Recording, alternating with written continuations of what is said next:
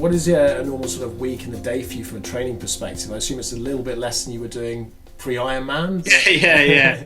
Well, I hold down a full-time job, so I'm lucky enough to work from home once a week, so I can get a lot of stuff done there, and I'm around the environment. So, but otherwise, I've got only my mornings, lunch, and my evenings to train on. So, I think people think I'm training a lot more than I am. When I'm out there, I just make sure I take advantage of the time I've got. So if I've got 20 minutes, I make sure that I fulfill that 20 minutes completely, and it's not mucking around. I'm not just out there messing about. Although I do have fun sometimes, but it's about utilising the time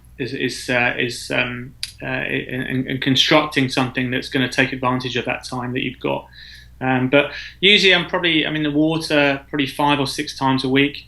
I do probably about 2 gym sessions a week, and then I do 3 to 4 yoga sessions a week as well. Okay. But gym could be 15 minutes, 20 minutes. Yoga probably half an hour, and sub sessions are usually from about sort of 40 minutes to 2 hours to 2.5 hours, depending on how much time I've got.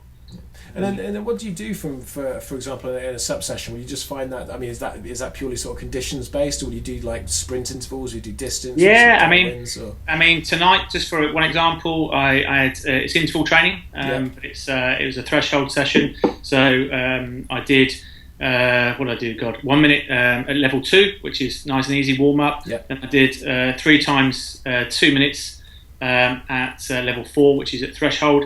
With 20 seconds recovery between each 2 minutes, and then I did 6 minutes at level 3, which is just below threshold, and I did that 4 times through. So it's quite structured, and the idea is that if you just go out and paddle, you're just going to go probably at one speed. So you need to be almost simulating race conditions.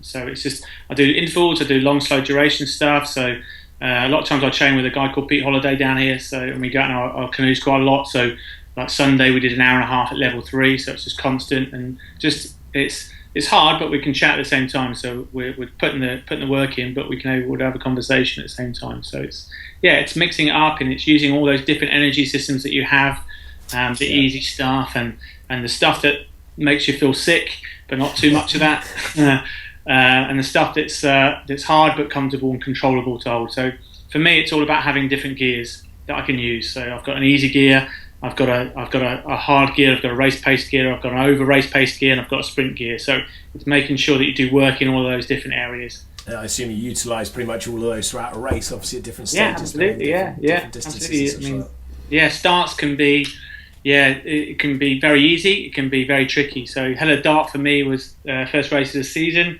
and I knew it was going to be pretty tough because everybody's moved brand. So I've moved to Mistral, so I knew everybody was going to be out to try and nail one on me on the first race. So I knew that was going to be hard. So I was fighting with Paul Simmons for probably about 3 Ks until the elastic band snapped, and I was able to get on my own. So then once you're there, then you can relax into your rhythm and into your stroke, and things not become easy, but they become more settled, and you can work on your strategy then from there.